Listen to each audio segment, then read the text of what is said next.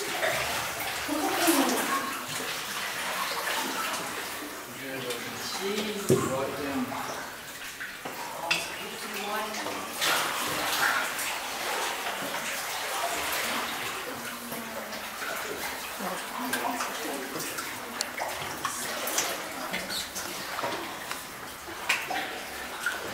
φάρος αριστερά σας.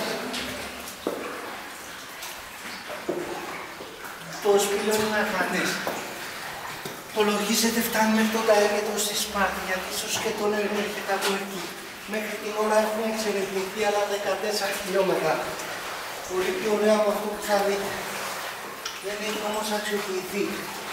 Είναι το μεγαλύτερο και το πιο ωραίο σπήλο του κόσμου βαθμολογημένο. Πρώτος στον κόσμο σε μήκος, πρώτος και σε μορφιά. Παραμένει πρώτος σε όλα τα λιμναία σπηλιά της γης. Μέσα τα χέρια ο νεαρός μου χτυπήσει.